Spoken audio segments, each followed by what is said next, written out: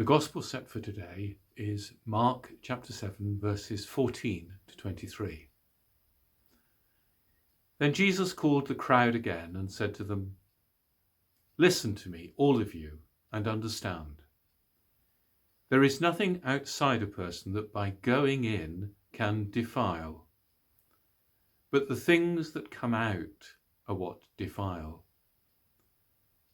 When he had left the crowd and entered the house, his disciples asked him about the parable. He said to them, "Then do you also fail to understand?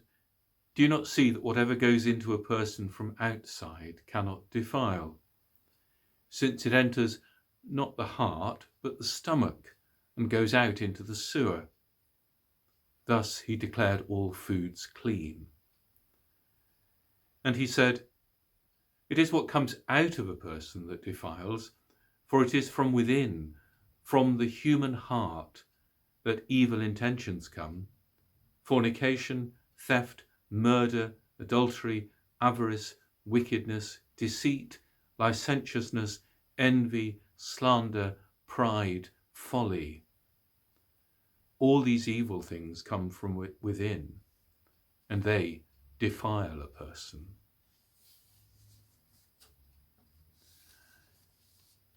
Eating kosher food is as much a feature of modern Judaism as it was in Jesus' time. Based on the specific laws in the Old Testament, certain foods, including pork, crab, and shellfish, are off limits. Nothing can be eaten that has blood in it. Meat and dairy mustn't be eaten together, and there should even be separate pots and pans to cook them and plates to eat them off, and they mustn't be put together in the dishwasher. There are no strong scientific or health reasons for those rules. Jews observe them because they're in the Bible, and they want to honour God by keeping them. I believe that we should respect them for that. Jesus was also an observant Jew who followed the teachings of the Bible in his daily life. And that makes what he said in this passage from Mark's Gospel surprising.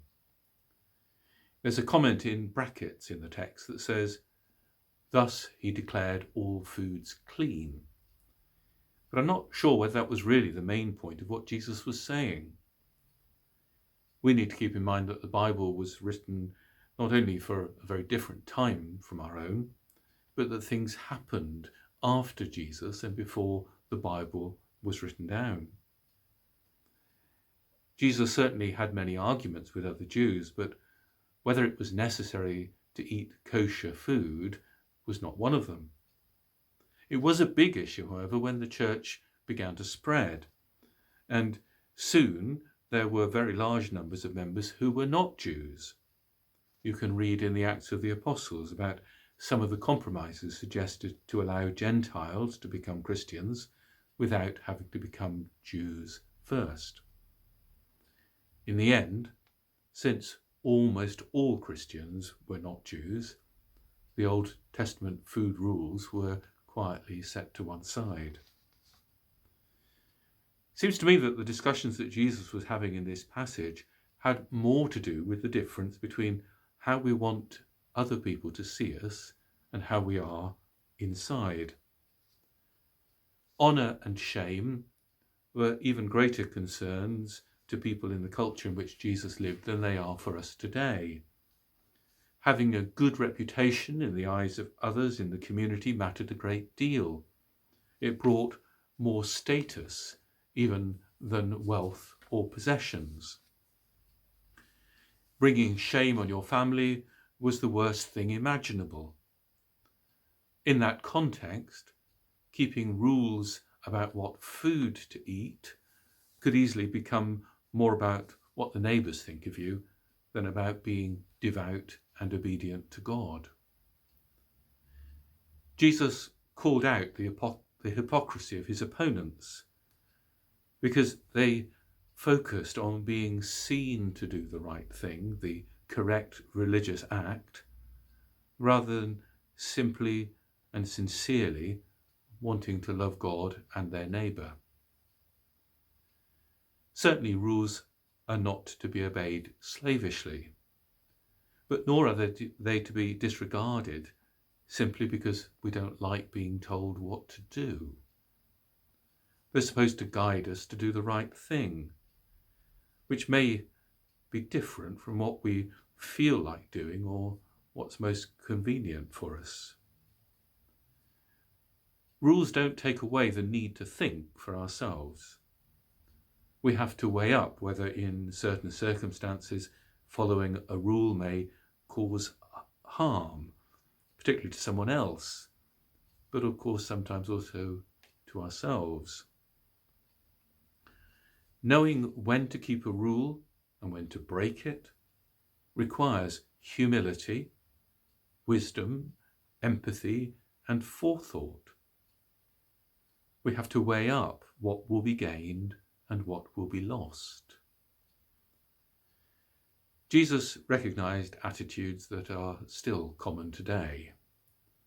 He saw those who were self-righteous, magnifying faults in others, while stretching and bending the rules to justify and minimize what they did themselves. Jesus also showed us what integrity is.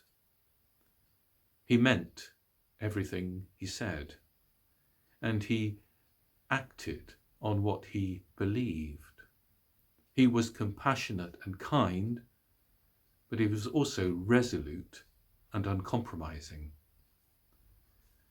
To become more like Jesus, we need to recognize when we're putting up a front and pretending to be something that we're not, especially when we're pretending to be better than we are. And we also need to become better than we are. Evangelists used to talk about inviting Jesus into your heart. If we want to change, that change needs to come from our hearts, from longing to rid ourselves of everything that is mean and petty and nasty, and aching to be confident, open, and gracious, like our Saviour, friend, and brother, Jesus Christ.